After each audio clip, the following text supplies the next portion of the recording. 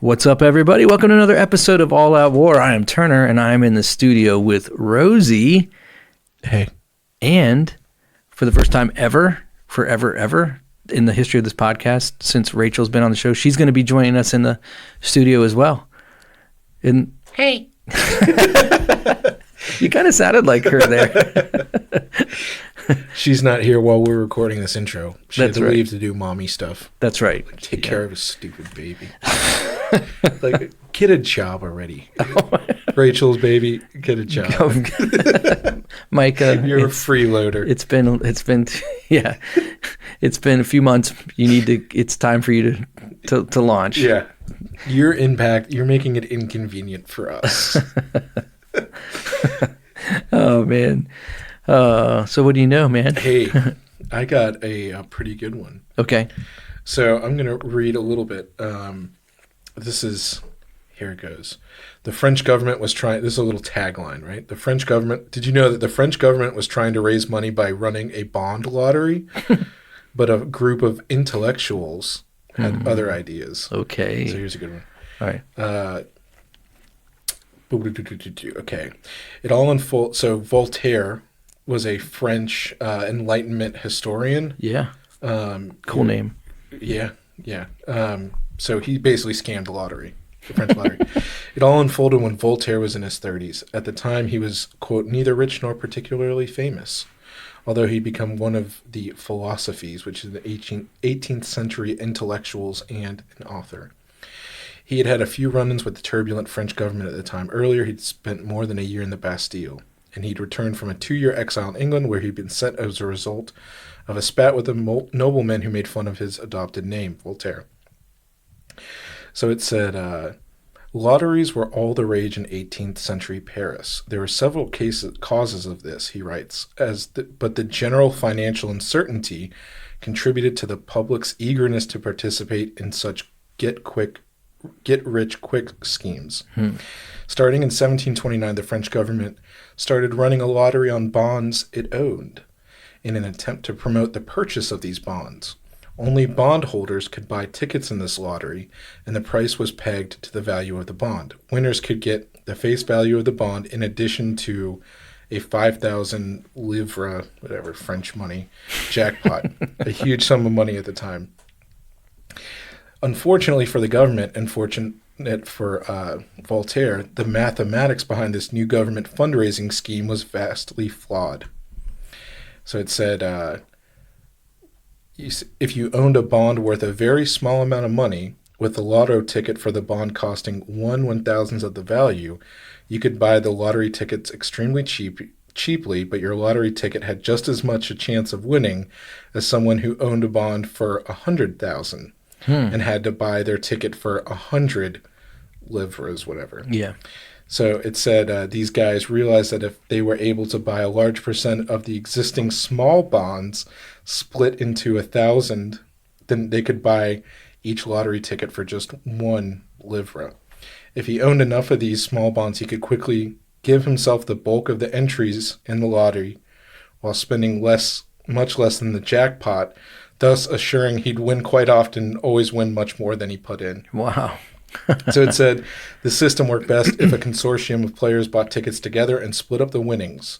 So Voltaire and like 12 other guys teamed up, and they all made a tidy sum. It says Voltaire's take was around $500,000, which he took to the lottery and started playing it again. Wow. So he just kept doing it, and they basically scammed the French government out of all this money. Good for them. Yeah. Good for them. That's awesome. Way to go, Voltaire. Yet not only did he have a cool name, he had a cool game. Yeah, but we don't like Voltaire. Okay. Yeah. I like his name. He had a cool name. What I say. He was not a Christian. Bob, I mean, yeah. Lottery. If you're playing the lottery, I mean, yeah. There's a lot there. I like that because it's not a whole like crazy one. Yeah. But I think it ties into what we're about to talk about. Yes, it does. And the same thing with like the lottery. I was thinking of this is it's a tax on the poor when you think about it. Yeah. Because it is. Like most, and I'm not trying to offend anyone, but the large majority of people who buy a lot of money, who spend a lot of money on lottery tickets, right, are people who, that's a lot of money to, like, the equivalent of, like, they're spending on lottery tickets. If you were to put in, like, a savings account, right, even a small interest, 0.5%, just getting some, or even invest it a little bit, right, would be so much better. But it's just, you get caught because you can throw $10 here, $20. Next thing you know, you spend $300 in a month. Yeah. Right. And and you might win. Never. Hardly ever. Yeah. Actually, it's funny. I was going to say, one of my buddy's dads won the lottery twice. Oh, wow. House scratchers. That's crazy. Isn't it? That's really rare. Yeah. Yeah. Same guy. And he won it within like 10 years of each other. Like, I can't remember how long, but it was very short amount of time. Lots of money? Did he win lots of money? He won like $1 million on one, and he won like, I think, $3 or $5 million on the other. Wow. One. Yeah. That's great. So he made some money, but... Yeah, he never had to work again. He could scratch tickets. Anyways. But, yeah, gotta love some mathematicians sticking it to the government and their money, even if they're anti-Christians. Yeah. Take that, Govy. Yeah. Oh, man. It's going to be good. We've got a special guest. Lindsay's back with us. She was from Gematria. We're going to be talking about the Fed Reserve and a lot of other stuff, and Rachel's in the studio. It's going to be cool. So I would say sit back, grab a coffee, and cheat on your taxes. Oh, jeez.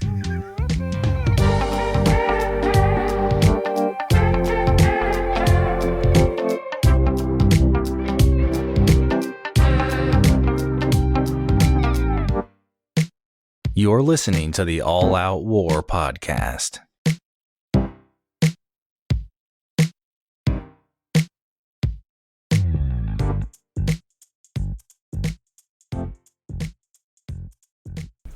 Hey everybody, it's us again. We're back, and we have a wonderful guest with us. It's our good friend Lindsay from Darlings Well on Instagram, and she was with us with a previous episode on Gematria. Lindsay, how you doing, and welcome back. I'm doing very well. Thank you for having me back. It is absolutely our pleasure, and I was mentioning this to you earlier, that when you shouted out to us on your Instagram account in your stories, the result of you putting, first of all, you put us in like an amazing category of podcasts, which I couldn't believe, with other people. And then we somehow gathered like over 200 new followers on Instagram just because of you. So your followers love you and trust you, and they're also really awesome. So thank you for doing that. I think maybe just the 200 people trust me. I don't know about everybody else. It's probably more than that, but I know what you're saying. That's hilarious, man. So we want to talk in this episode. We want to talk about the Federal Reserve, and I know this is something that's been talked about on a lot of podcasts through the years, and it's something that is not new to a lot of people. I have to admit, in a shameful way, I know very little about the Federal Reserve. I was obviously reading up a little bit about it today in preparation for the podcast, but at the same time, I'm looking forward to hearing what you guys have to say about this, and I might take the posture of the guy asking the questions, the dumb questions too, which I'm pretty good at. So let's jump into this. Rosie, you messaged me. You had some things that you had found that hadn't been before on other podcasts. Yeah. So yes, for anyone who isn't aware, I'll kind of tee it up. It doesn't really have a lot to do with the Federal Reserve, although it has everything to do with the Federal Reserve. All right. And so for the first time I ever heard about the Federal Reserve is these super popular, like Ron Paul. He was really big on like end the Fed and all these kinds of things, and it's super big in it's mostly like libertarian circles that talk about it in this way. And I was going to say, just as a little bit of history behind it, so the Federal Reserve is neither federal, because it's not it has nothing to do with the government. It's not an institute, like it's not in any way, what's the word I'm thinking of? Department, agency? It's not an agency. Funded? It's not well, it is funded, but it is not Yeah, from the tax. Oh, from well, in essence us, but it's yeah. not a government agency. That Gotcha. government does not have any oversight on it. It is a private institution. But the if anyone is really interested in any history of it, I'm teeing this up with. There's a book I read. It came out in 1994. It's called The Creature from Jekyll Island. Mm-hmm. And the Federal Reserve was an idea that was dreamt up basically by a bunch of the American tycoons, so to speak, in the early 1900s, right? And Jekyll Island is literally this island off the coast of Georgia, or it's down in Georgia. I was going to say, I pass the sign every time when you're driving down 95. Yeah. You see Jekyll Island off there. Yeah. So I happened to just earlier today was looking into a little bit of the history about Jekyll Island before anything the Federal Reserve. And this is where it give a little background. So Jekyll Island was, it said, the earliest identifiable inhabitants was this group of Native Americans. They're called the Timucua, Timucua, and they do not exist anymore. They were completely wiped out. And I think it was mostly the French, like the Huguenots. But anyway, so a little bit about these native inhabitants is, so like I said, you had all these rich, Rockefellers, all those big time, J.P. Morgan, they all built their houses, these little cottages. And they weren't big, they're not massive, they're very, very reserved, these little cottages all on the island. And so when they started, the Jekyll Island was originally, privately owned by these guys. It is now, you can go there. It's like a regular state. It's public. It's like a public park. Yeah. And so you can see. So anyway, these Native Americans, this is when all the turn of the century, like in the 50s and 60s, when it got turned over from private to public, they started looking at all these bones of like Native Americans that houses these cottages had been built upon. And so this is the interesting thing. These Timucua Indians are known for being average of 8 feet in height. And a lot of the weapons that they were buried with are not the natural Native American like bows. They have these like weird double European, they look like European or Middle Eastern bow and arrows. Cool. So you have these 8, and so we had Nephilim. This is where I'm going with it. I'm going with this is we're having these Native American giants who were using bows that are typical of found in the Middle East and Europeans. From the Levant. Right, from the Levant. I love it, yeah. But the other thing is that, I keep Rockefeller, I can't remember which Rockefeller it was, but we can get into that. The rich one. The rich one, right. I think it's John. Was it John Rockefeller? I don't know. I think they all have that name. It seems like every time you're reading, it's like, oh, it's John Rockefeller again. Yeah. Right. It's like John Rockefeller the 17th. Or John D. Rockefeller, right? Right. Yeah. And they're all, and the other thing is like they're all alive at the same time. It's like there's 54 Johns and they're all standing, like in a line. They all live. But the biggest thing is when they turned these cottages into public, they found out that one of them in particular, John Rockefeller's, we're just going to go with that because I can't be bothered to look it up. And there's greater than a 50% chance of it being John Rockefeller, just by guessing, it was built on top of a altar, a human sacrifice altar. I'm not making this up. And the way that it was built, and they started finding all these other drawings of basically these Native Americans that were committing, they're going to get a little graphic, but child sacrifice. Oh.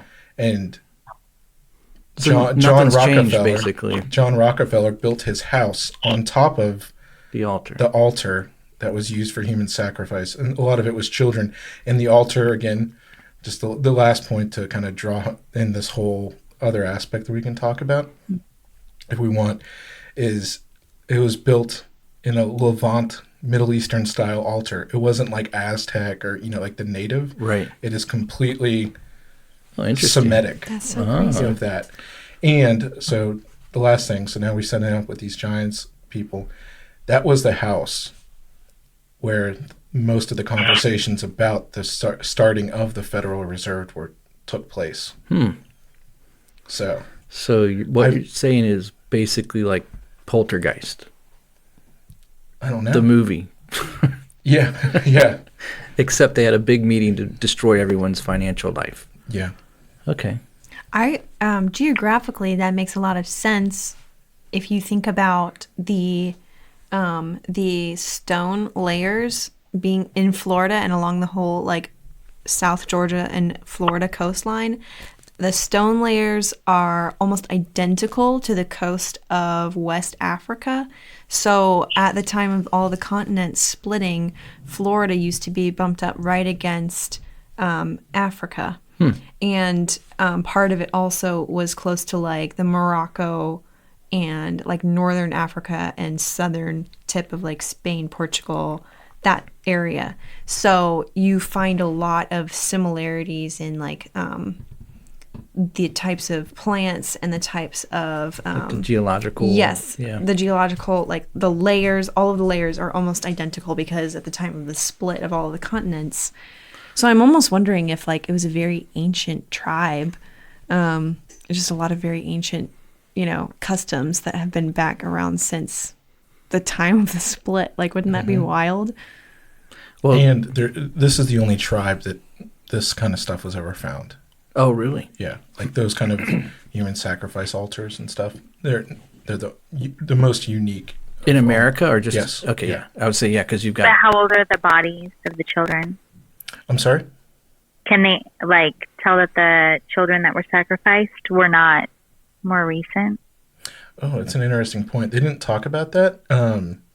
They said they found a lot of they didn't dig into it, but they found like child's bones, and they also found a lot of paintings around of that area of like the altar that they found, and it's like guys holding babies by their feet and slitting their throats and stuff. Yeah, like really nasty stuff.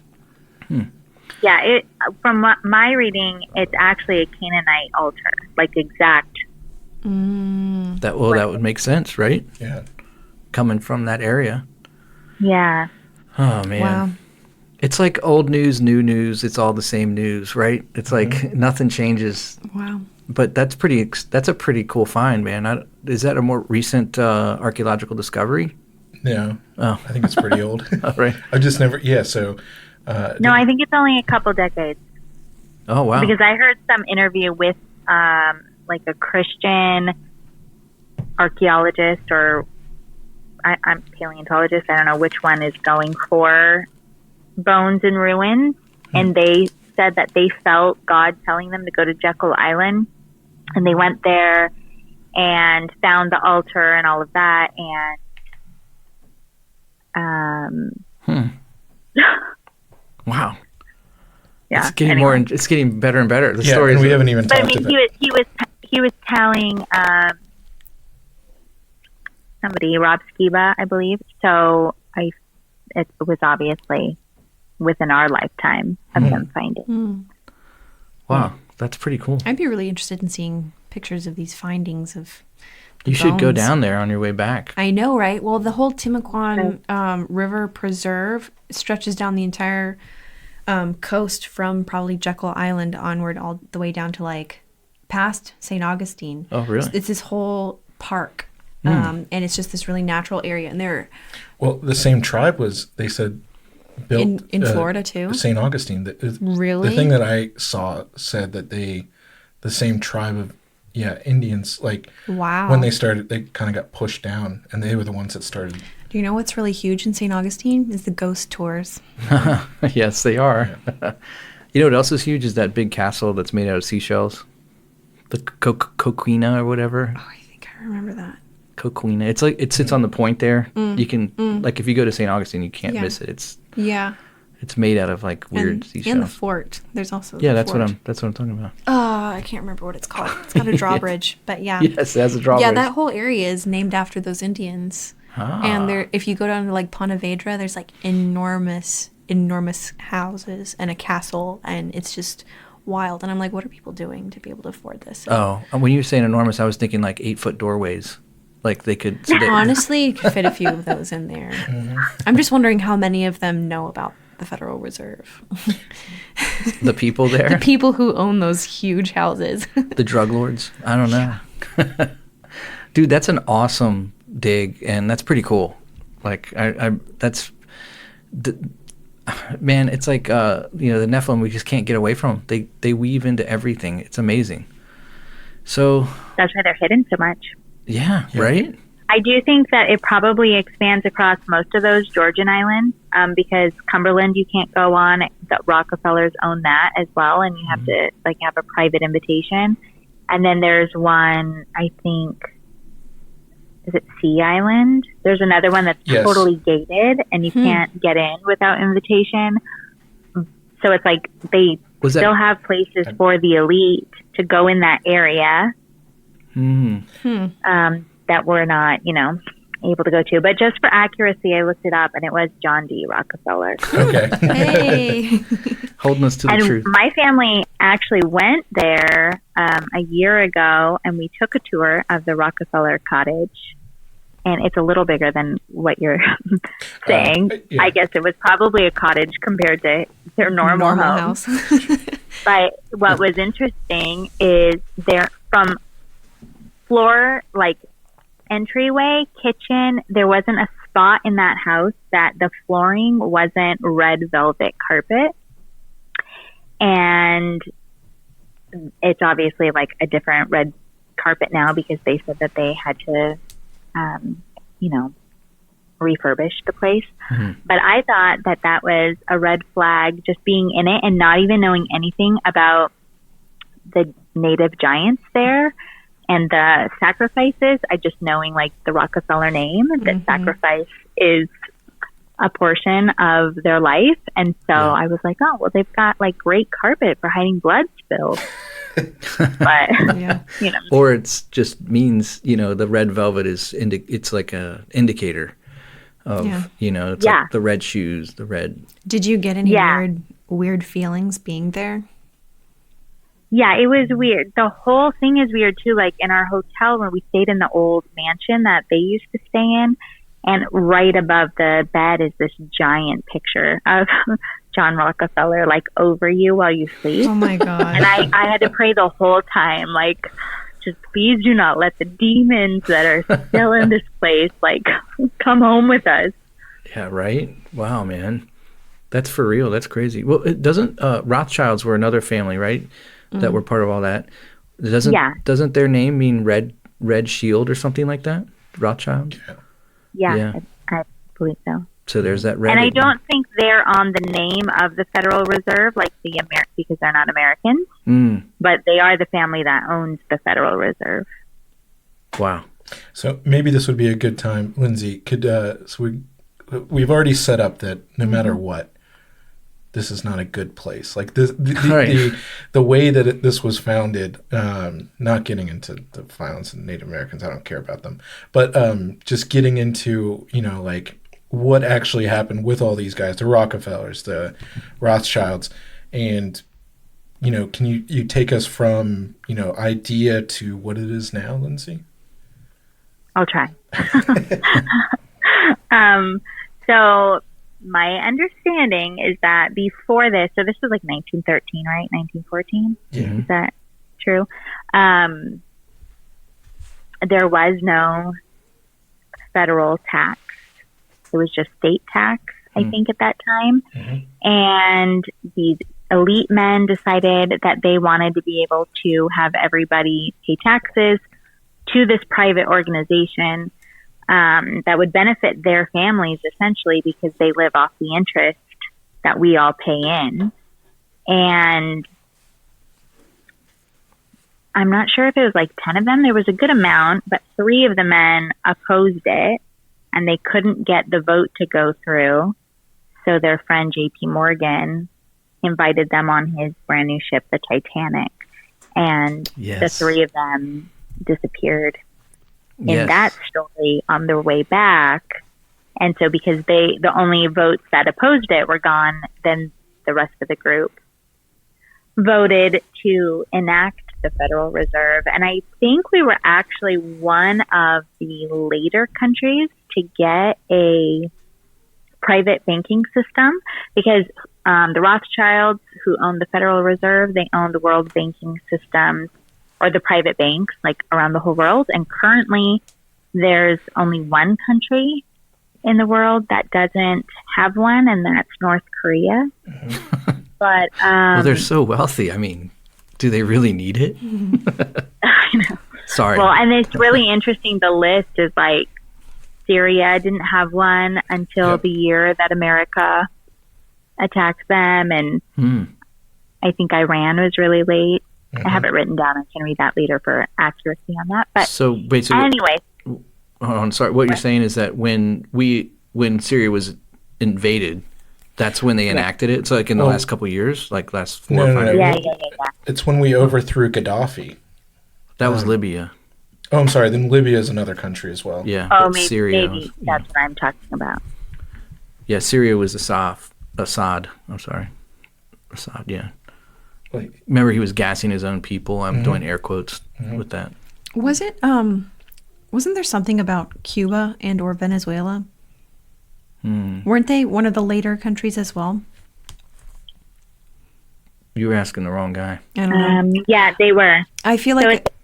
back in 2003, there were still a handful: Iran, North Korea, Cuba, Libya, Sudan, Iraq, and Afghanistan. Okay. So I was thinking Libya. You were correct.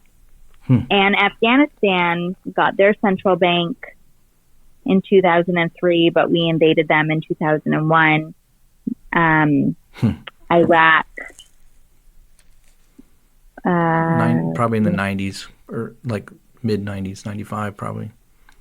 It says that they founded it in 2004. Okay. And then the Libya one was in 2011. So it's coinciding with as soon as we spread democracy, we spread central bank, basically Federal Reserve banking.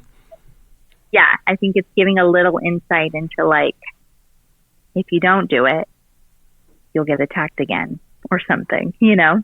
Right. I have a question. How, for the layman, how would it work? Like, how does it actually impact the everyday person that there is a Federal Reserve? Because most people, I mean, they're just like, they realize, hey, if I don't pay taxes, then, you know, I go to jail. And they don't really realize, like, maybe where all of their money is going. And maybe don't question the air quote agencies that are over all of this. So can you explain a little bit about after it was founded, how it became kind of like central to American economy and worldwide economy? Oh gosh, that seems like a big, deep question to explain. I don't know if I will do it It's okay. justice, but I will try. So when you're born, they give you your bank account number that we call our Social Security number. And that's what everybody's paying into. And I'm not sure what the penalty would be if you actually don't, besides prison, right? They take you or they fine you. I don't know what happens. Both. But because, okay, so the Federal Reserve is not backed by anything. All these world banks are not backed by anything. And so the Rothschilds or whomever in their top of their bank decides the interest rate of the money owned or loaned out. And so when the U.S. asks for a loan to give money to like another country or whatever it is, aid-wise, they immediately owe the bank back what they took plus the interest. So that's crazy. It's like a complete debt system, but it only has value because they tell us it has value. So basically it's just paper. And yeah, I don't know how to So, go through in other words, like. so when we moved away from the gold standard, before pre-Federal Reserve, the American economy was supported by gold standard. So the dollar was valued by the amount of gold we had in reserves. And then when they went to the Federal Reserve, that went away, and we were using the Federal Reserve as the standard, right? Is that what you... No. Okay, help correct me. Oh, the Federal Reserve, went into in 1913. Right. Gold standard was until under Nixon. 1971. 71. Yeah. That's when they abolished the gold standard. When we moved off of it. We moved away from it. Maybe I'll hop in here a little bit, Lindsay, and help you out with this. So, the Federal Reserve was signed into under Wilson with the Federal Reserve Act, and it says, I'm reading right off here from what it says. The Federal Reserve's responsibilities fall into 4 general areas: conducting the nation's monetary policy. So again, this is a private institution that's doing these. Conducting the nation's monetary policy by influencing money and credit conditions in the economy in pursuit of full employment and stable prices.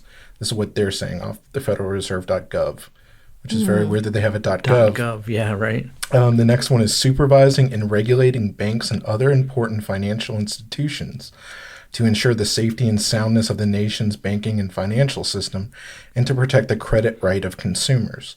The third one is maintaining the stability of the financial system and containing systemic risk that may arise in financial markets and providing certain financial services to the United States government, U.S. financial institutions, and foreign official institutions, and playing a major role in operating and overseeing the nation's payment systems.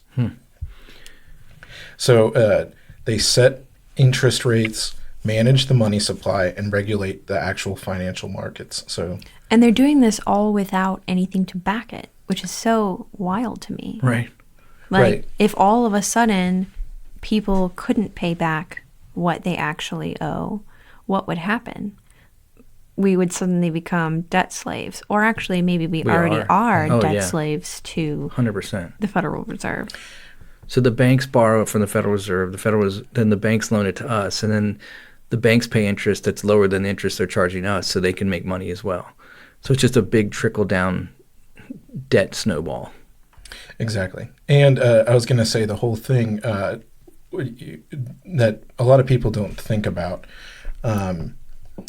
in regards to this, and we touched on it with all those countries, is how does the government actually not go into debt? Because that's the whole thing. We're so many countries, and then other countries buy our debt from the Federal Reserve. Right. So they'll loan us money that we can't, loan all this money back. And so, if all the countries right now that owned our debt basically came to collect and said, you need to pay for it right now, the entire world's economy would go, because we go, debt, we don't have it. Sorry, bye. Bankrupt. You're bankrupt. Yeah. So the whole thing about the thing that actually makes America, why people still want to buy American bonds, why countries want to invest in America, why they want to buy our debt, is actually because the might of the military is the thing. Is we can protect our assets because we have a strong military. So that's how it ties in with a lot of these, and that's where it goes into,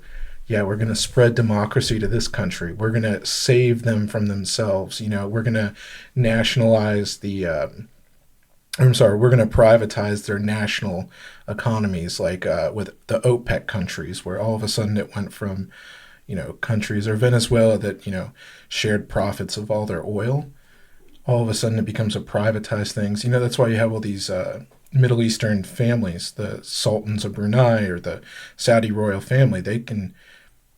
They're now the government because they're the richest, but they're the royal. The government is very intertwined in there. Right. But they own something that used to be public. Right. So it went private, and they happen to be the benefactors of that because they were in positions already of they were also placed into power by the United States government. Yeah. So now, if people who aren't aware, you're starting to see all these tentacles of where you're getting foreign policy that's being directed by, I have something right here about an article from the Council on Foreign Relations about how good the central bank is to fight COVID right now. It's like both those things. Right. So people are singing its praises and not even realizing that like it's basically just a sinking hole that you could never escape from. And Correct.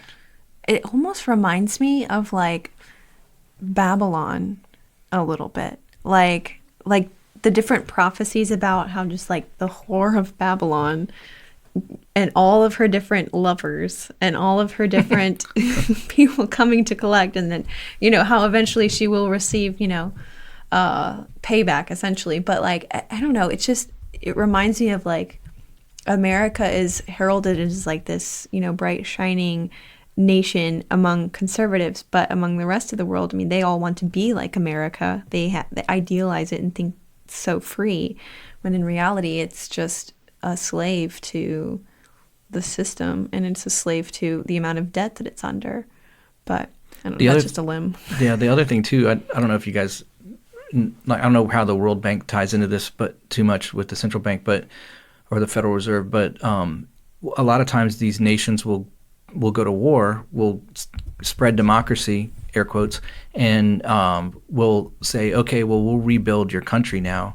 The World Bank will give you this loan to rebuild your country. And so then they become indebted to the World Bank and to rebuild what was destroyed without them wanting to even have it happen. A lot of times, I think about, Assad, like it's interesting, like Ukraine right now, like we have to build up a story around an event so that they can justify going in or giving weapons or spending money or whatever. And so the problem is that technology is making it more difficult for them to keep the lies up, because you have people on the ground in real time with cameras and phones and everything else and social media, and they're able to spread the reality quicker than they can get the narrative, out to the media. And less people are trusting the media. Now they're really they're just going on Instagram and watching Darlene Dwell's stories, because she's the harbinger of truth right now. Yep. I mean, the sheer fact that you can even get on there and see lives happening, or people posting videos in real time, and then enough people see it before it's taken down, and then you saw with your own eyes and you saw it get taken down, and instantly you realize something's up. So it's almost like the Council of Disinformation can't even work fast enough to take all that stuff down. But the fact that people are catching on to something's not quite right, definitely you see in the future a crackdown on those weak areas, like Facebook and Instagram getting really, really tough on conspiracy theories and misinformation and marking things as false, right? Getting that little missing context flag on your posts. But it's been really cool, like following different people who have so many people writing in and giving their eyewitness accounts, because then not only are you getting to see with your own eyes what other people are seeing with their own eyes, but then you can screenshot it and save it for yourself. And I think that the spread of information is still one of the most powerful assets that you can have, even if you don't have any money. If you have the truth on somebody and you can share that, then you're dangerous. Yeah. And that's why the technocracy, the technocrats and the banking, and they're all in the same bed. The banking, the technocrats, the medical big pharma, and then education and government. They're all, it's all one big, like I think Rosie used the word tentacles. It's like they all have separate tentacles, but they're all connected to the same head with the same agenda. And they've been working for hundreds of years in our nation, but throughout the world, for at least 1,000 years that I can look back over some of these families, maybe longer. I mean, you could trace it back biblically all the way to Nimrod, if you really wanted to go back to the origins. But man, that's the thing that kills me, is that the agenda that's behind it. So it's like They create the system, build the whole thing, and then we're birthed into it without even having any say or any way to really break free.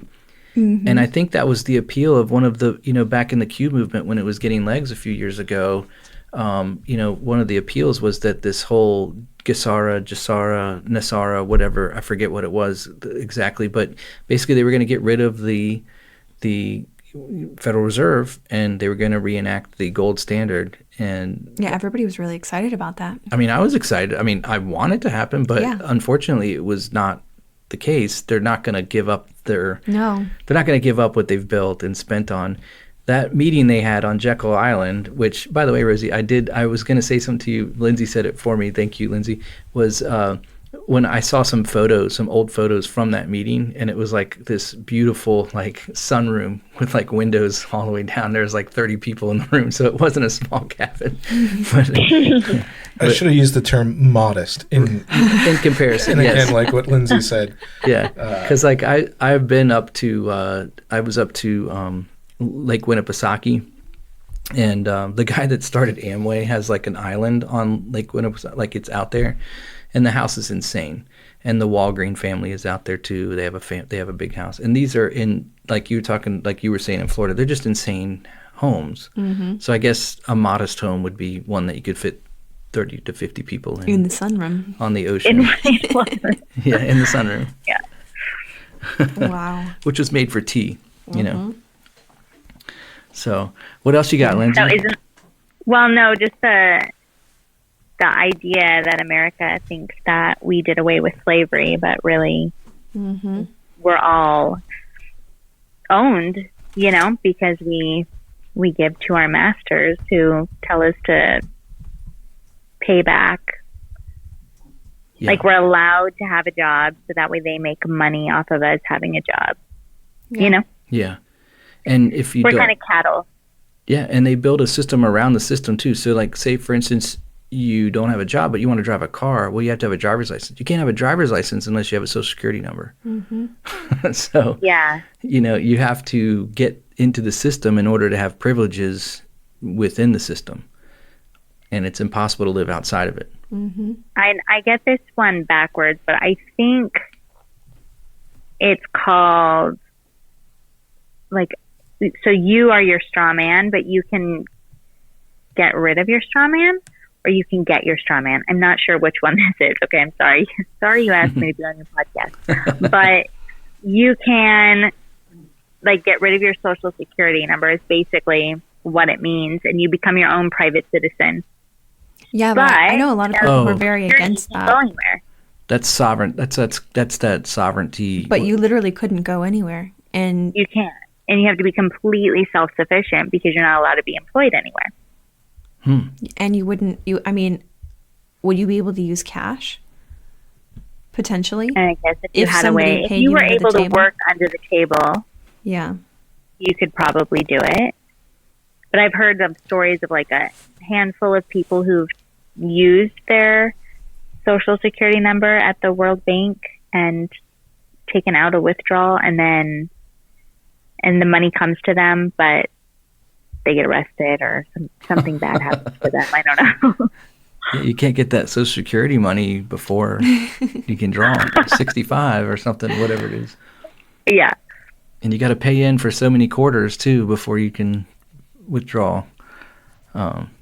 Gee whiz, man. Yeah, it is one form of slavery for another, right? Like we thought we were set free, but in the Bible warns about this, right? So first of all, God warned the Israelites or the Jews not to use usury, not to enact usury, especially against a brother. And so it's going against that from the biblical standpoint. But then when you see in the end times when they enact the one world currency and you can't buy or sell without the mark, I think that's going to be the real fulfillment and clamping down of everything that's kind of been foundationally laid into place today that we're living within. I mean, just what you just said, right, just a second ago, Lindsay, about when someone enacts, I think the word is sovereignty, like independent sovereignty or something like that. We had Rosie, you and I had a guy that was telling us about that one time. He was looking into that, that waiter guy that we know. Right. Yeah, but and I actually know somebody who, he found out the information back in the 80s about how the Federal Reserve and all this and the IRS and the taxing, how I'm not advising this to anyone by any stretch of the imagination. I'm telling you a story that a person that I know did.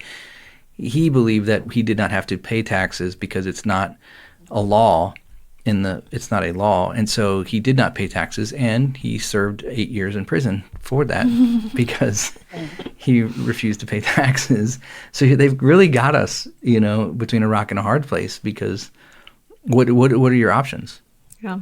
Unless you know all of that legalese and you can get a lawyer who understands all of that, like, you really have to become so educated in it before you even speak it aloud that you are trying to make this argument. Right. And most people don't even want to give that the time of day. Like, most people are just like, that's silly. How are you going to get a job?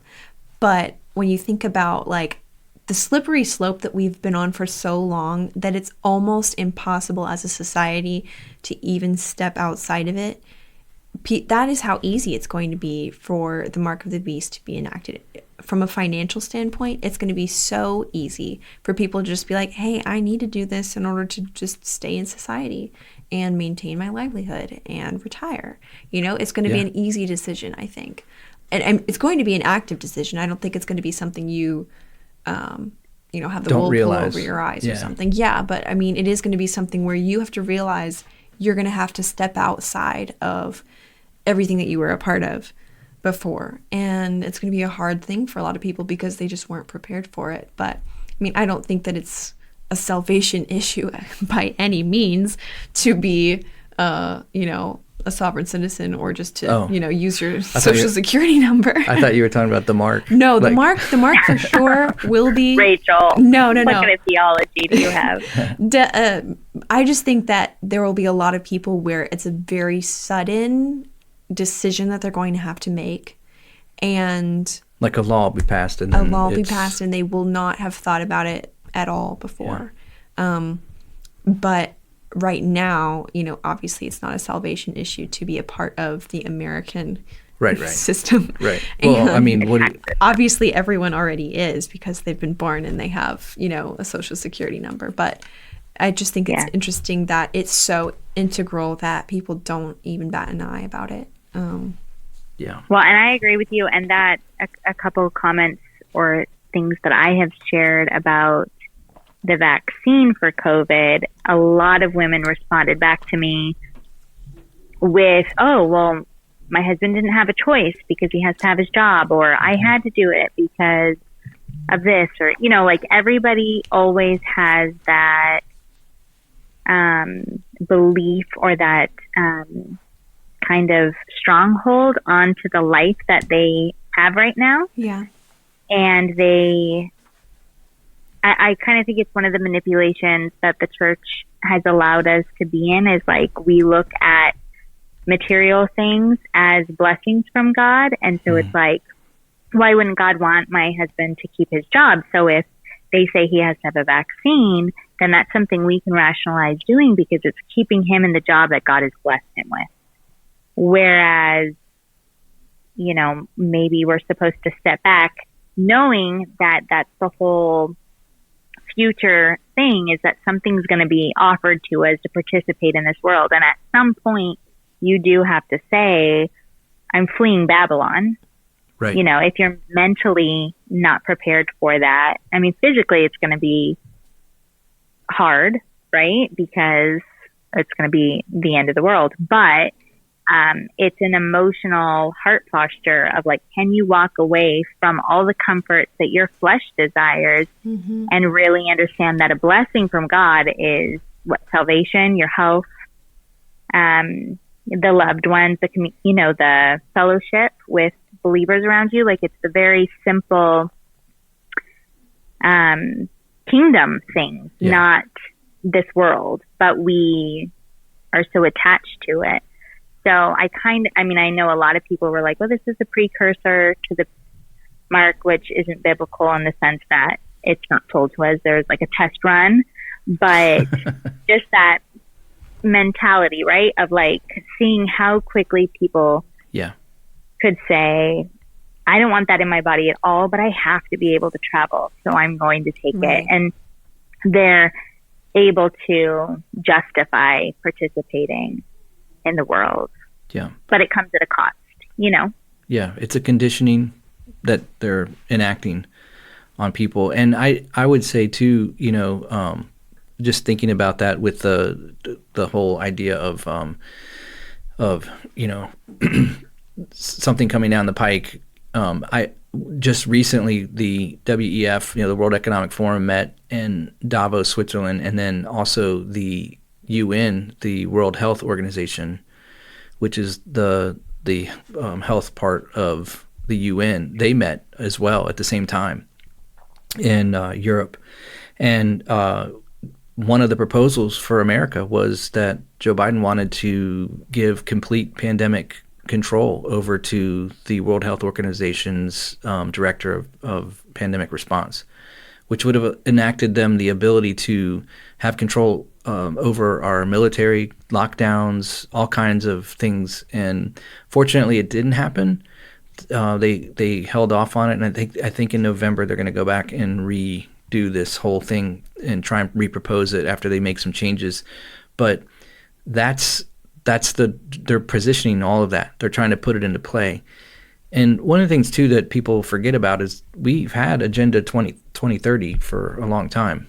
You know, that's been out, it's been available. I recommend people get it and read it and familiarize yourself with it, because that's the playbook that they seem to be sticking to. And when I say they, everyone always goes, well, who's they? Who's they? Well, it's a cabal of people that are elite. John D. Rockefeller. Right. The Rothschilds, the Rockefellers, there's like 7 or 8 families that Vanderbilts. The Vanderbilts, yeah. And JP Morgan, like you were saying, Rosie. And I think you know, the royal families and all of these families, this cabal, they have their people in place.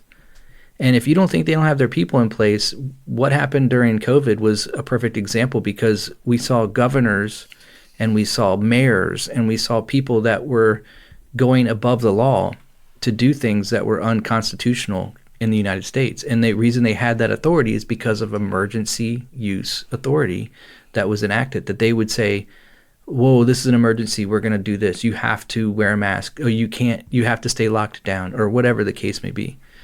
So I can see the connections on how that could happen. I can see how that can work. And it's just sad to me that the Federal Reserve started, you know, the way it started was here in the United States. Mm-hmm. That's really sad to me. And it's become such an integral part of the system that it's so difficult to extricate yourself from that.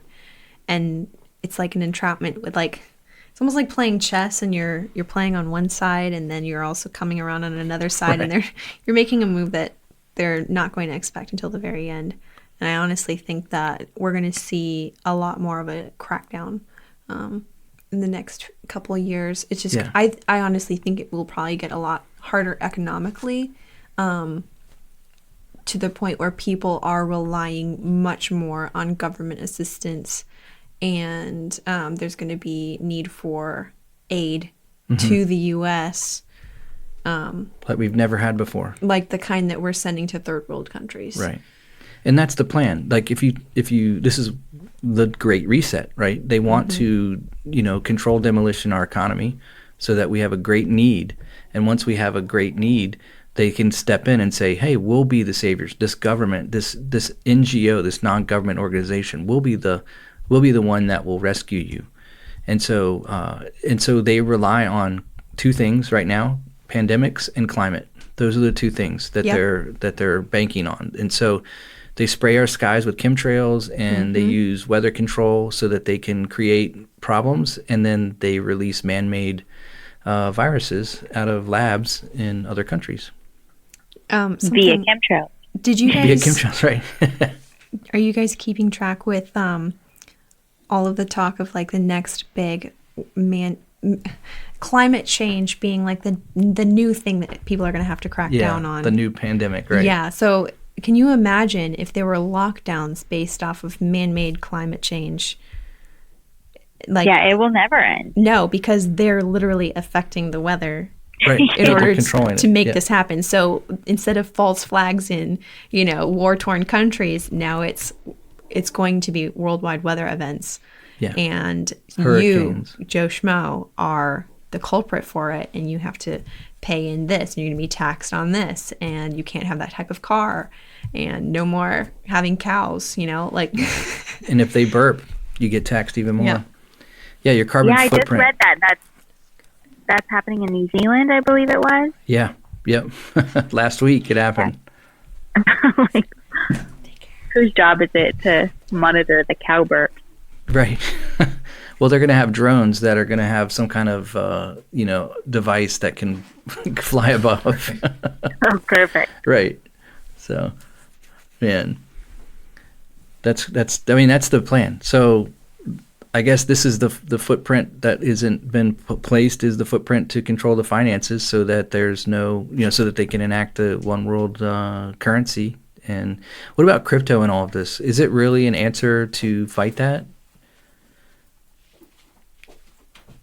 Anybody? I wouldn't say so. I would think that that's more in line with the one world currency. Just because if you don't have access to a physical way of paying for things because it's all digital, but you don't have access to digital because you haven't taken the mark or any additional precursors that come out, then you really don't have anything besides bartering with your neighbors. Yeah, if they will. Yeah. Yeah, I don't know. I at first I thought crypto would be because it's decentralized, and so you have this whole there's my dog. You have this decentralized way of controlling your finances, and so it doesn't have this connection to an overlord, if you will. And but now I think they're trying to force in national cryptocurrencies, and I think they're trying to squeeze out the independent ones, like the altcoins and Bitcoin and those. So I think initially it was, and I think that might be why they've been clamping down so hard, because they realize, we didn't see this coming, which would be good. Because if you could sustain yourself off of that and be off the grid. But the problem is once they take away the internet, then you don't have access to blockchain anyways. So Yeah. yeah. Well, and that's the fear too with the Federal Reserve being our money, since it means nothing, it has no value. If any event happens where they're like, we're not going to say that a dollar is worth a dollar any longer, Right. then everything in our bank account is just nothing. Yeah. Right. And that's why people are talking about buying gold. There are some options around it right now. If you're smart and you're, disciplined, you can probably spread it out a little bit and buy yourself some time later on if something really weird happened quickly. But honestly, a majority of the people aren't going to be prepared. And like Rachel was saying, Right. it's going to be like, well, I want, and like you were saying, like, I want to work, or I want to be able to do this, and this is my life, So, but now if you're like me, which I know I'm in the minority, I believe in the rapture. So I'm hoping that that the Lord's going to rescue the church out and let all the hell break loose and then discipline Israel. That's my hope. So I agree. yeah. So, but like I always say, hope for the best, prepare for the worst. So. Yeah, I mean, the best thing you can do to invest, because it's the same thing with like the gold, investing in gold. I mean, just basic economic policy, theory, not even policy, is everyone agreed that gold is worth something. And that's the whole thing is now you have these, again, tying back into the Federal Reserve, they're saying a dollar is worth this, and they're going to, adjust things to, make make it stay what they want it to be equal to, like we have this some weird crazy thing. But the whole thing is the only, we can go back to seashells, like what the old Native American tribes used. Trading seashells is one of the earliest forms of currency because everyone agreed that it was worth something. Like this seashell, it was like there was labor behind it. That's what all this is. Economic policy is a transaction of an extraction of labor. Right. At least, especially Marx was talking about that. And so you get into, in the future what it's going to look like. Say everything happens. We don't have I'll preface it, phrase it by Christians are gone. And so after we're all gone, how would the economic policy, what would the world's economic situation look like? Well, they're probably not going to use a currency anymore after, if the rapture happens and we're gone. There might be one world, currency, but it's only worth anything that people are willing to pay for it. Like if I give you this piece of paper, we agree it has $10 on it. And that means something that you can go take that $10 and everyone agrees that that's worth $10. But what is paper money? And this is hyperinflation, what is paper money worth when nothing is worth anything? What good is gold when nobody wants gold because gold can't heat their house? It can't provide anything in a wasteland of where we're all talking about. Gold's nice to have only until other people don't want to buy gold. No one cares about it. Right. So that's or they don't see the value in it. Yeah. Well, there is no inherent. The only inherent value in it is what everyone agrees upon. Right. So, I would push back a little bit. It's nice to, store up some gold and stuff like that, but water and food, ammo, guns to protect that, farmland thing, that's actually useful to grow stuff, animals. Those are the kinds of things that I think, down the road. Well, they're literally trying to. Sorry, I didn't mean to cut you off there. But one of the plans is that they want to get rid of private land ownership and farming completely. Mm-hmm. So they're going to make it so difficult. If I wanted to have chickens, like if I had 5 acres and I wanted chickens, goats, and a cow or two, they would make it very, very difficult and very expensive for me to be able to even do that. And you can't do it off the grid. Like it's impossible to not be seen or not be known. Right. So. I heard it'll be a tax for each animal that you have. So like if your chicken lays eggs, then you pay a tax because you're getting something from your chicken that the government isn't making any money off of, and they're not okay with that. Complete communism. That's all it is. It's just legit complete communism. So hide your chickens. Yeah, what are we going to do? Underground farming? Like, are we going to do underground vertical? Indoor. That's why I bought a bunch of chickens. I'm doing it. I'm raising chickens in my condo. In your condo? Is that what you're doing? And I got a baby pool. I'm going to start farming shrimp too. That's my plan. They fear the indoor shrimp farmer. The indoor shrimp farmer. Yeah. But no, that's exactly it. And I think a good thing, like if anyone is worried about this, the talk about economic collapse and all that is exactly what you just brought up. And this is where I was going with it is you start to see these policies that they are openly talking about wanting to enact on us. And their view of the world, I think they're moving towards a subscription-based everything, which I've said a lot, so I won't go into it. But the fact that everything is being conditioned this way, that being okay with not owning anything, just perfect example. We were talking right before we recorded, where Rachel was like, "Oh, I miss the days of," she can yell at me for exposing her, but she missed having an Android phone. Oh, right. Because you could have an SD card and you can put your music and you can actually own that versus, like Spotify. I was one of the last people to ever come to streaming music. I still don't like it. Yeah, me too. I hate it. I like owning my own music because Spotify, but you start seeing these incremental changes that they start subscription-based music. You're not going to buy, why would you buy an album when you can just pay a service to listen to it as many times as you want? All these things. So these little subtle changes, are all moves that they're doing.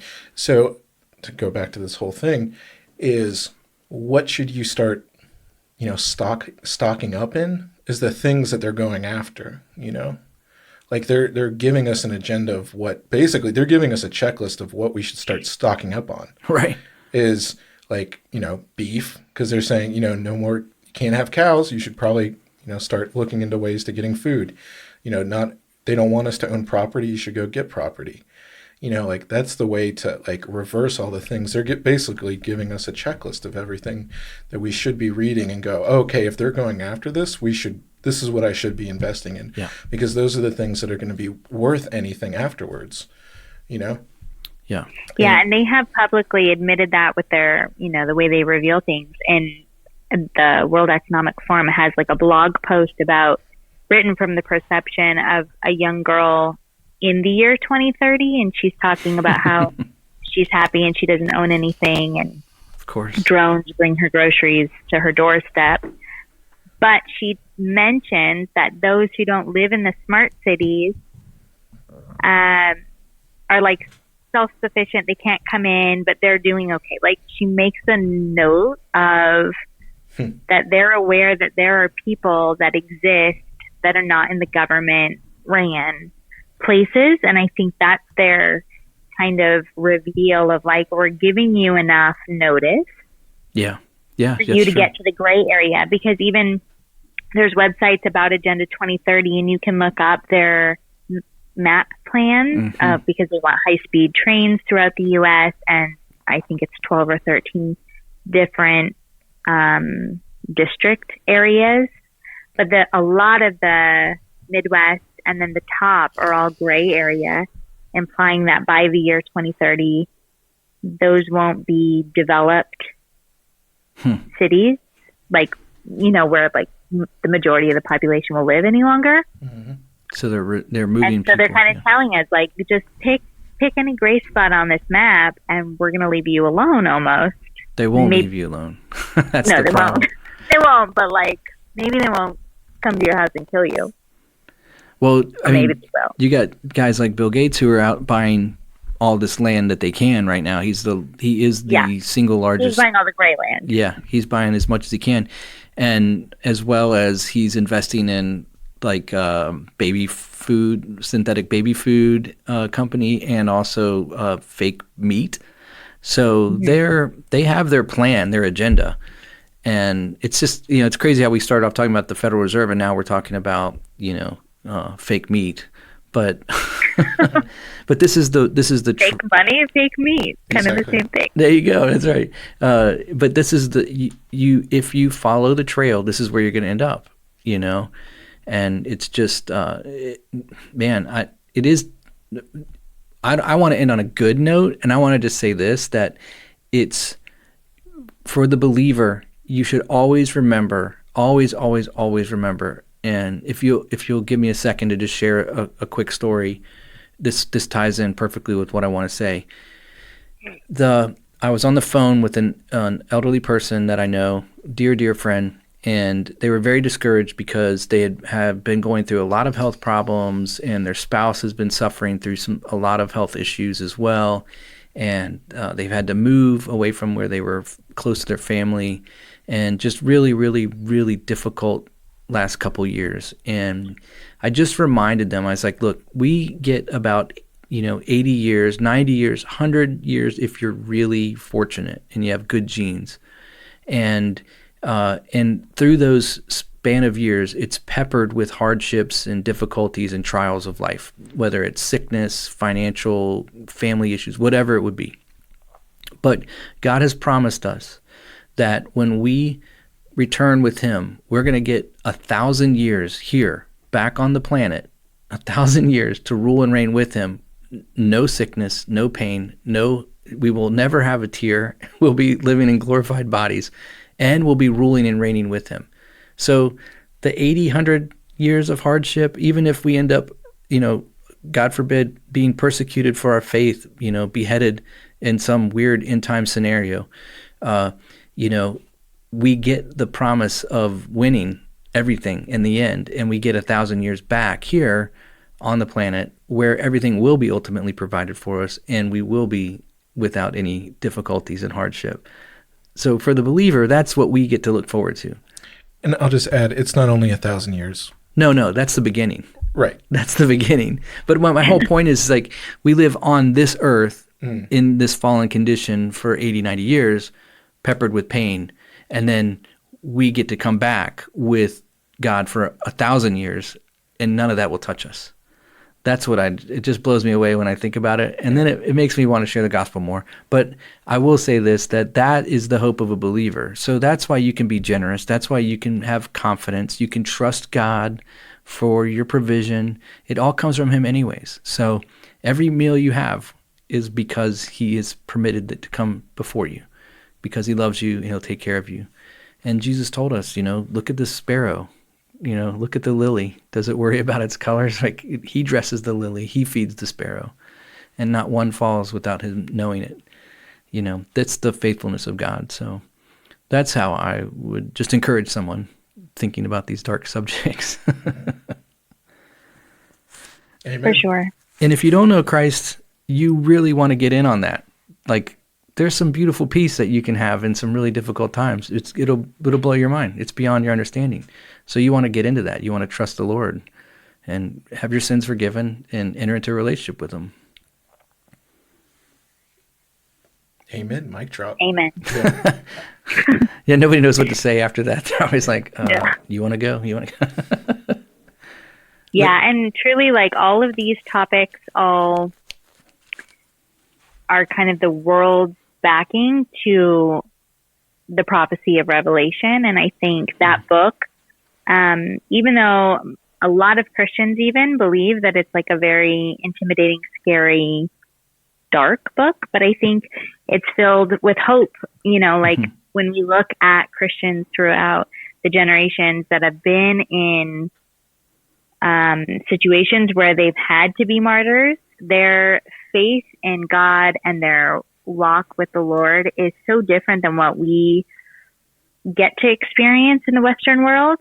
And so just to be able to, even though it's, the worst physical thing we can imagine, to be in those situations, but just to know that you have God and he's got you, and just to be able to be fully like enamored with just you and him, because you don't have anything left in this world physically to distract you from him.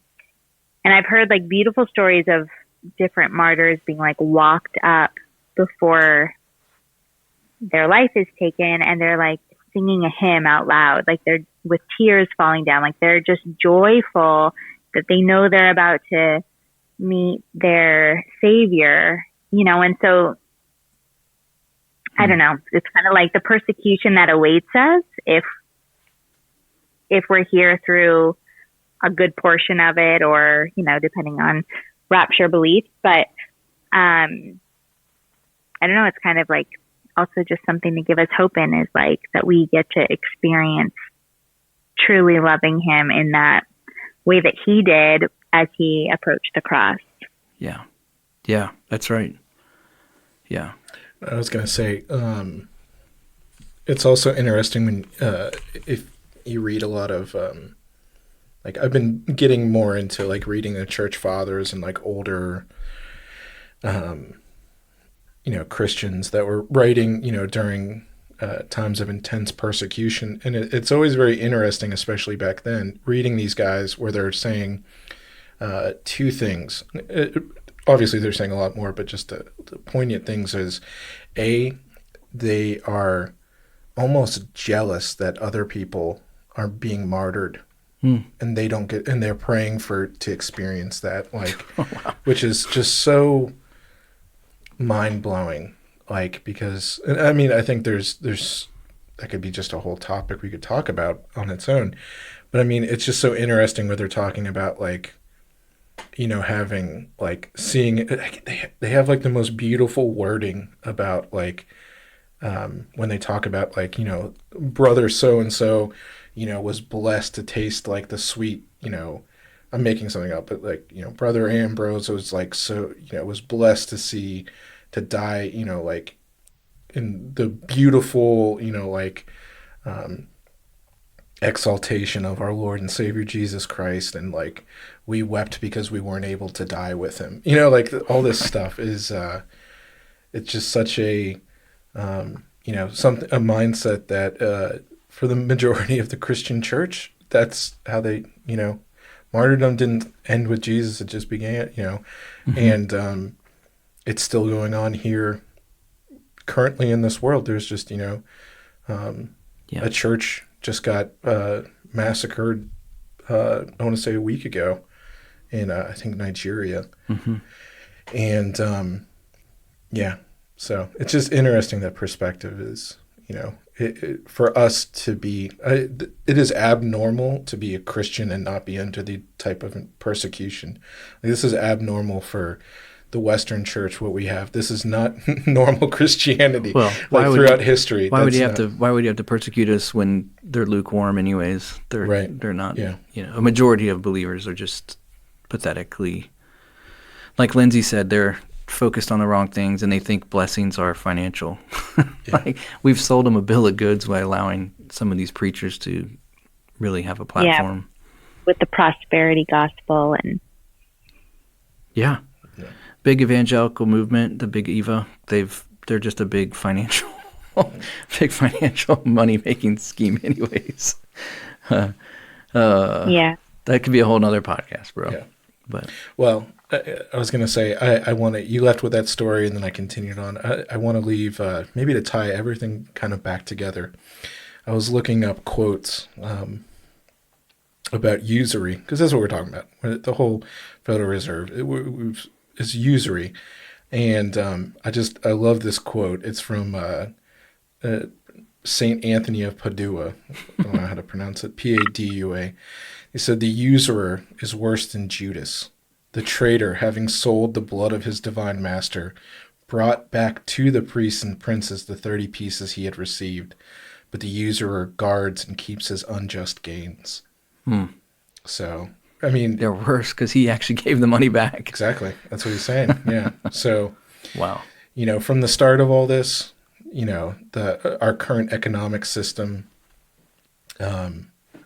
is rooted literally in evil and was built upon. I think Jesus said something about this, that you either serve God or mammon, and then he's like something about the love of money is the root of all kinds of evil. Yeah. So.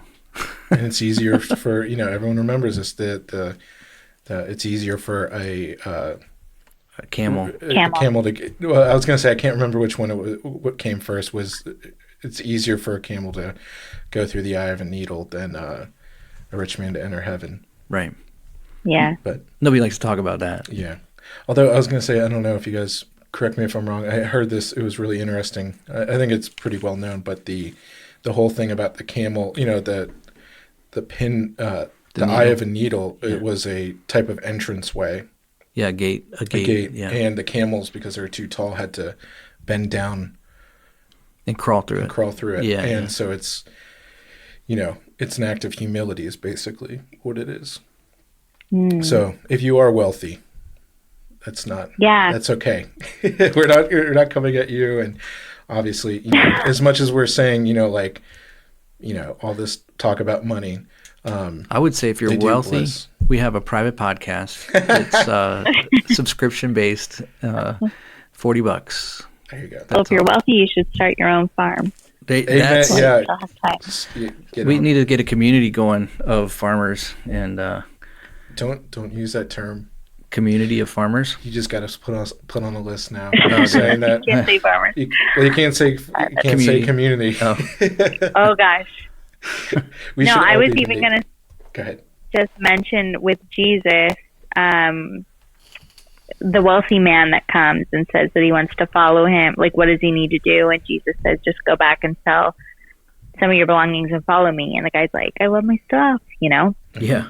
And just kind of that is the picture of what so many believers are. Like, that man obviously believed Jesus was the Messiah, but he loved his things. Yeah. It's a trap. It's a trap. Yeah. Yeah. I'm thinking of Admiral Akbar. It's a trap. Yeah. I don't know. And Lindsay, it's been awesome. Rachel had to leave. She was. I figured that. Yeah, she's not just ignoring. Yeah, she had to leave. She ventured up here to be with us and live recorded with us, which was cool. And then she had to leave because of her baby. So, mom duties. I guess that's more important. So. Well, she should have said goodbye. I think she was trying to just kind of quietly leave and let us keep going on with the podcast. So, but. Man, is there anything you want to add? Anything that you feel like you want to say? I don't feel like I covered it very well. Rosie did a much better job. But one thing I did hear about those giants is they had the 6 fingers, which is common for the Nephilim. Yeah, so. That's how like Native Americans originally started greeting one another by holding up their palms, because the 6-fingered ones were more dangerous. Wow. So they'd like hold up their hand. That's why they do the howl. Oh, that's crazy. I didn't know that. That's cool. They're showing the showing their hand so they don't have 6 fingers. And that an extra rows of teeth, I think, was the other thing too that they had, that they mentioned. An extra row of feet? Teeth. I was like, how do you do that? Extra row of teeth, like sharks? Yeah, they would have like an extra row of teeth or something. Wow. I've read that too. So, dude, we had American Nephilim. We got to go find those things. Mm-hmm. We got to go find those bones. Well, that's because I'm teeing up that the Middle East wasn't the Middle East. It happened here in America. Right. I'm just kidding. But I don't actually believe that, but that was just a joke. Right. But yeah. American Nephilim.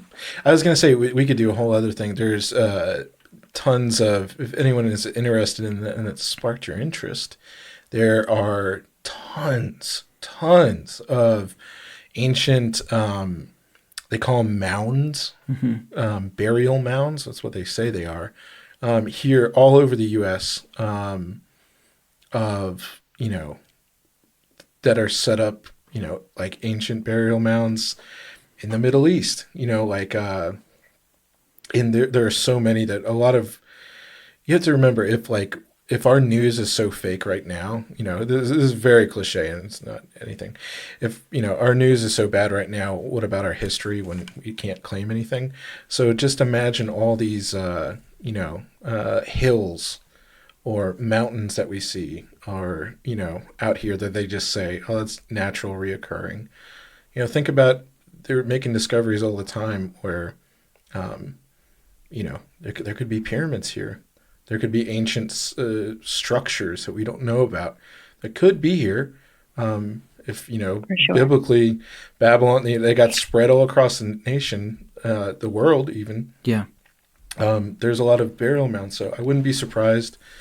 Giants in the U.S. Look it up, Nephilim. There you go. Especially if like Rachel was saying at the beginning, like before the continental drift or whatever, there is a small, when it was Pangea. Yeah, Pangea. Yeah, there's a small verse in the Bible that actually talks about that, and it was after the flood. So the waters would recede, and then the continents would drift. I guess because the water came from below and above, so it would create almost floating at some level, or just at least. It was still covered, but it lifted it, and then it would separate as the waters receded. And so if those people went all around, it'd be a lot easier if it was just one big landmass, right? Mm-hmm. It's a lot easier to build, communicate, get pyramids through, all that kind of stuff. Copy. Yeah, and so much is obviously only capable by giants, like Easter Island or Stonehenge, and you have those kinds of stone monuments throughout the whole world. Yeah.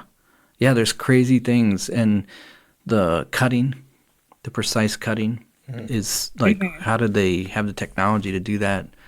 There's a lot of mysteries. There's a lot of things that, like, I feel like the answers are there for us. They're just hidden.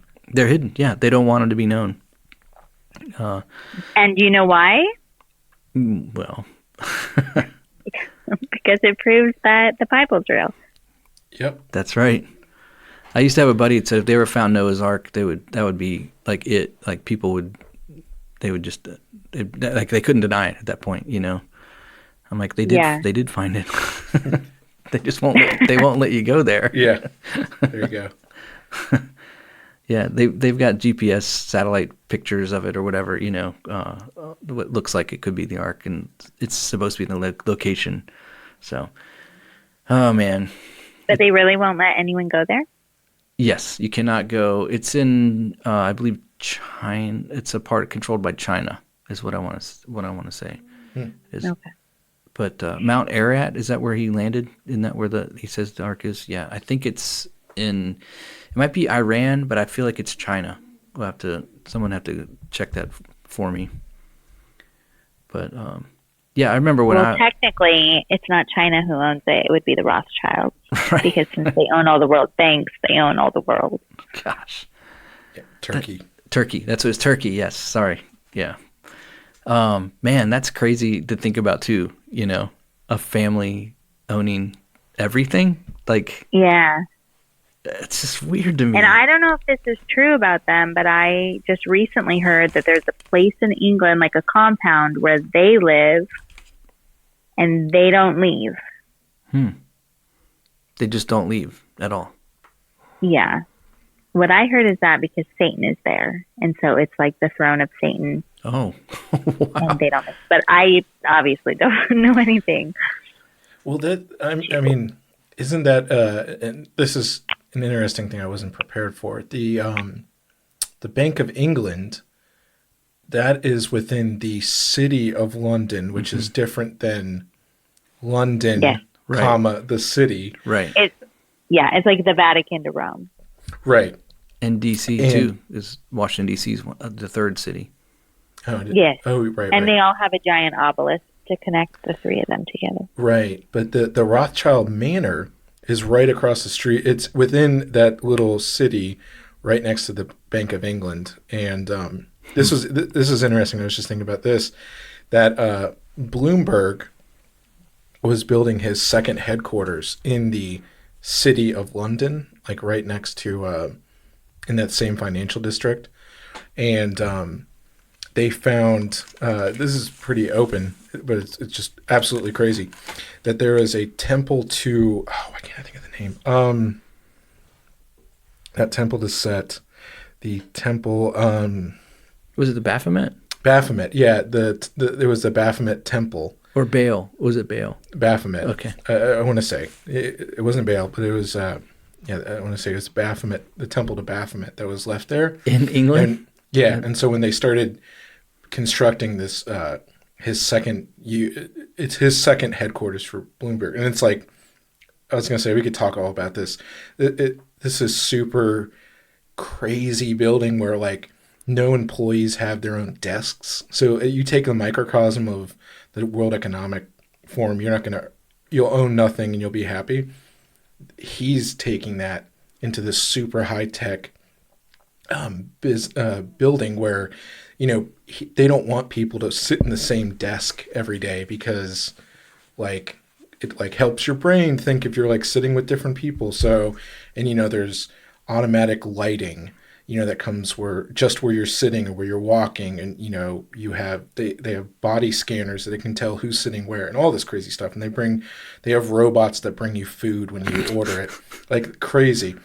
So it's super high tech. It's one of the most high tech buildings that they're building in the world. And I think it's the largest building square footage wise, just biggest building in, at least in London, but I think it might be like Europe. It's huge and super high tech.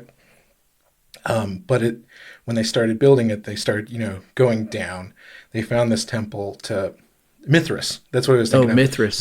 Mithras. Okay. They found the temple to Mithras, and he paid like to have it relocated to like a different area because they found out that when they started building this temple, that it had been moved there from where it previously was. So he paid to have it moved, and it was like still within his building. Oh, it's still in his property? Yeah. Like same thing. There's so it's just interesting that he's just ingratiating himself. Again, these big. Was Mithras was that one of the Diana and Artemis? Was it in one of those? Dude, you're asking the wrong guy. Okay. I don't know about all those other ones. I can't. They're like all these demons have like 17 different names, right? And I can't keep track of any of them. Like I don't even know which ones are Greek or Roman. Like I can't. It's like the Rothschilds. We don't know which ones who or the Rockefellers. But at least they all use the same name. Right. Right. Yeah. Yeah. Yeah. I think it's just whatever era. Like I think it's the same spirit. It's just a different name because it's a different era. Or different language. Yeah, different language. And so that repeated the same story. Mm-hmm. That's right. And so that's why you get like Samarius, and then it works its way through, like every... Because she's also Venus. Right, Venus. And then I think Artemis, too, is who... Yeah. And then eventually the Mary.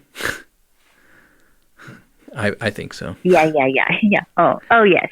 Yes. Whenever you worship a child with a mother and a child like that, it shows up. The Mother Mary. Yeah. Yeah. There's an argument to be made there, for sure. So that's crazy, though. Yeah. But yeah, these elites like building their buildings on top of ancient temples that were used for human sacrifice. And they also happen to be the same people that are in charge of our economy, and not just our economy, the world economy. So yeah. Anyway. Well, this has been good. This has been cool. For having me again. Oh man, like we said, always you have an open door. If there's anything you ever want to discuss or you want to share, please let us know, and we'll get you back on for sure. Okay, we'll talk about the Virgin Mary. All Rosie's Catholic friends will disown him at that point. They're still my friends now. They're fine. Yeah. But yeah, they'll just mark it up to being a Protestant, and they'll just roll their eyes. Mm-hmm. Yeah, we could do that. Thank you. Thank you. It's been awesome, and we'll put all of your contact info in the show notes so that people can follow you on Instagram, and I would encourage them to check out your saved stories.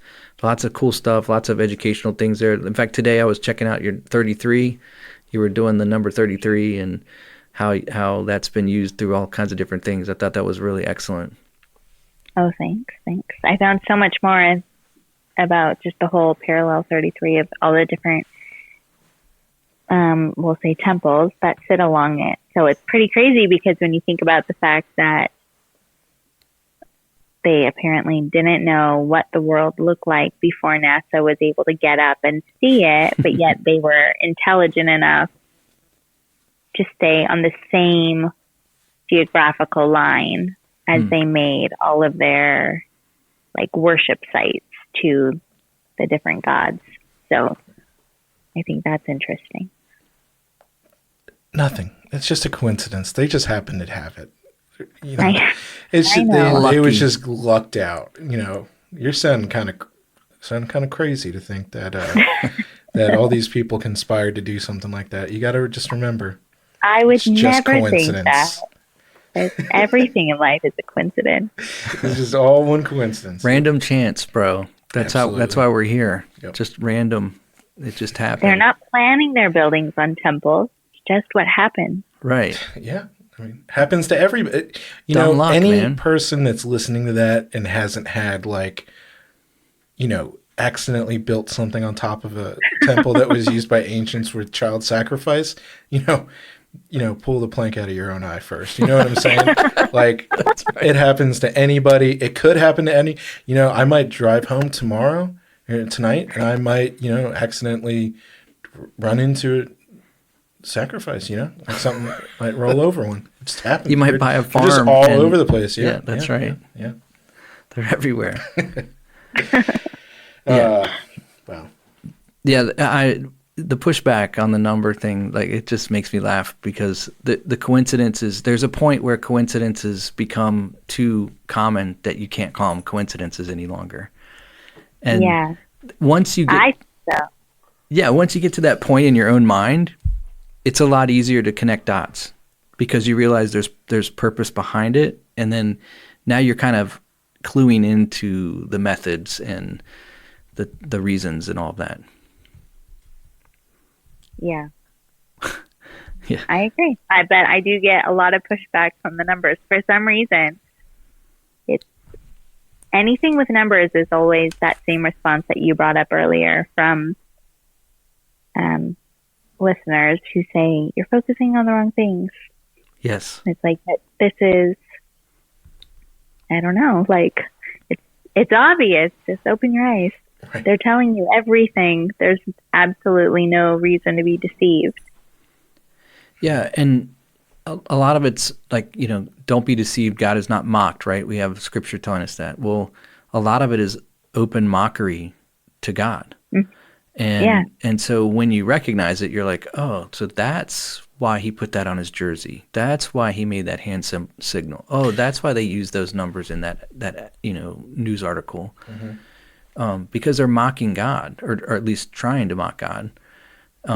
And the other thing too is we're instructed in Scripture as well. And I don't know if this will encourage you or not, Lindsay, but we're instructed to expose the deeds of darkness. We're literally commanded, like Paul said, expose the deeds of darkness. So when we do these things, we're actually walking in the truth and exposing the lies of the enemy and those that are held captive to it.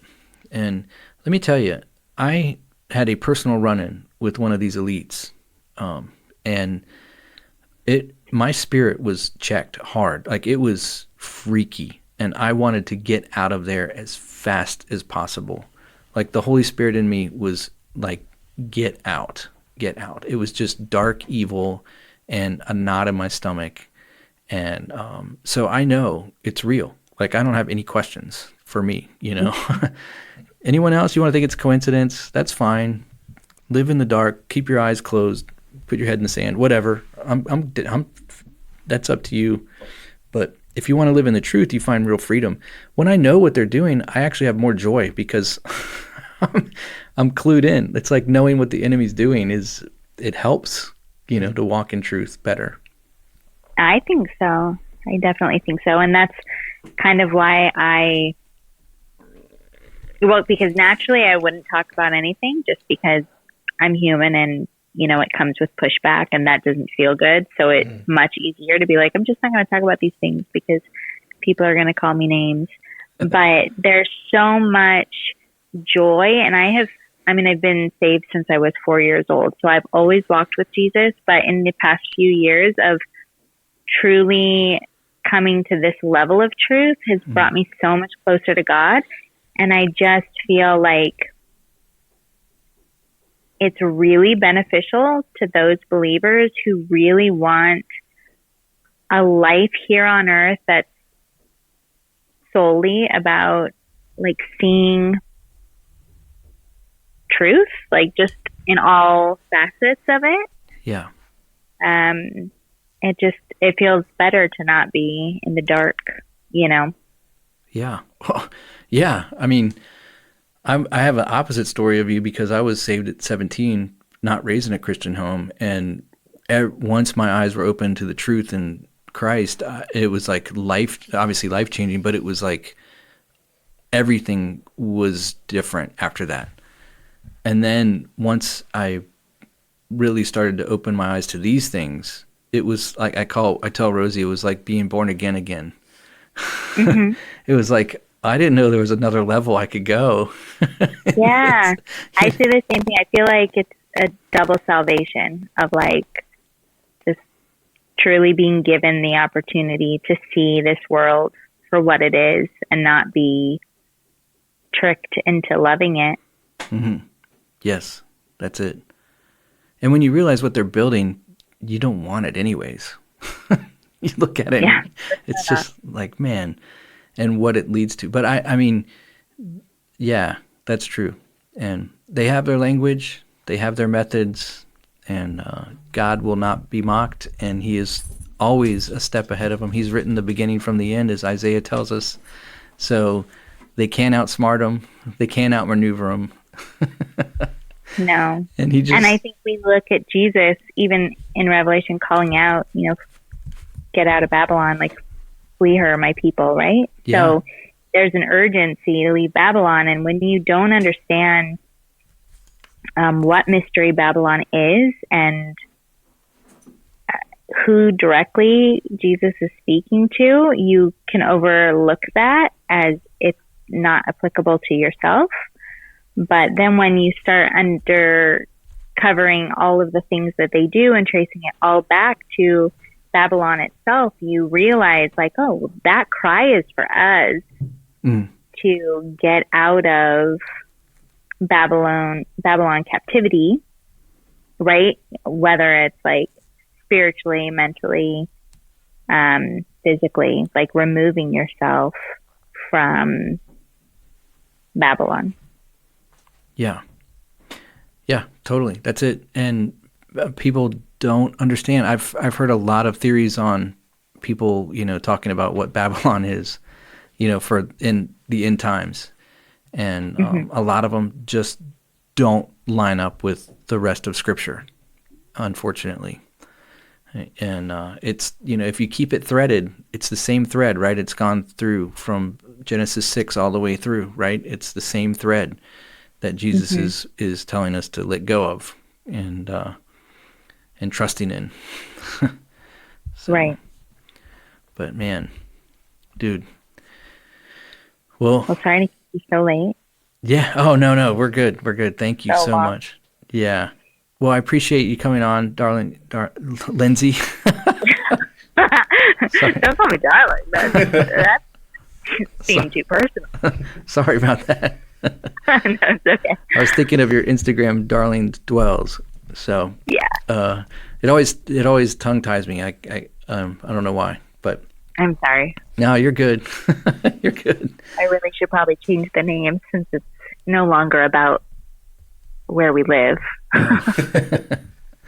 Yeah, you could change it to Breaking Babylon.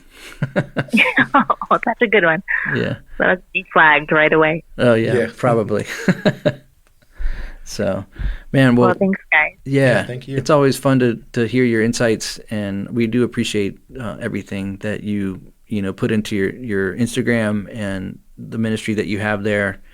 I know it may seem odd to call it a ministry, but I do believe it is a ministry, and I always see Jesus in it. So I appreciate that in you, and keep on going, man. Don't stop. Well, thanks, you guys too. You're doing a great job with your podcast. I try to listen as often as I can, and just even the I mean, you don't share a ton in your stories, but the stuff you do is all good truth stuff. So it's always exciting to see. I'm sporadic because with Instagram because of just life. I just kids, family, working. It's hard to keep it all up in the air. It totally is. Yeah. And I don't use our Instagram because I'm bad at it. Yeah, Rosie.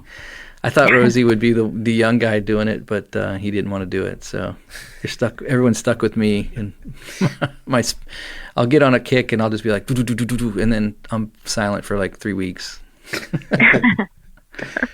So, anyways. Well, yeah. Thank you so much again, Lindsay.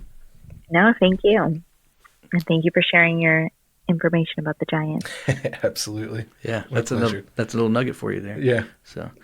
Cool. But I will tell you at the museum, sorry, just one last thing. I did see they do a little blurb of like the Native Americans that were here, and then it was also like a cotton plantation type thing. So then they have a little thing on slaves, and then they have the elites, and so it's obviously a very sad past on that island, but all of the images of the Native Americans that they used were not giants.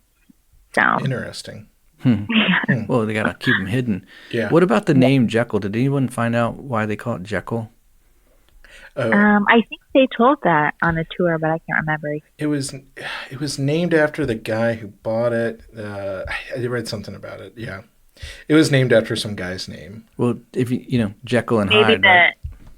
Oh, That's maybe, that's what I think about is Jekyll and Hyde. What is Jekyll and Hyde? What does he do? He starts one way and ends up another way as an evil monster. Yeah. Was Jekyll the guy? And Dr. Jekyll and Mr. Hyde. Mr. Hyde was the bad guy, right? Yeah. Yeah, Dr. Jekyll was the one who took the potion. Here you go, 1973, 1733. There you go. Okay. General James Oglethorpe named Jekyll Island in honor of Sir Joseph Jekyll, his friend and financier from England. A financier. Yep. So it has its roots, even its name, in money. Yep. There you go. Oh, gee whiz. It's almost like it's planned. Mm-hmm. No. Another it's a one. coincidence. It's another one of those coincidences. Wow, there's just so many. Yeah, that's awesome, Lindsay. Well, thank you again for joining us. We will catch you next time, okay? Okay. Be safe out there. Thank you. You too. We'll talk to you soon. I know I am. Okay, bye.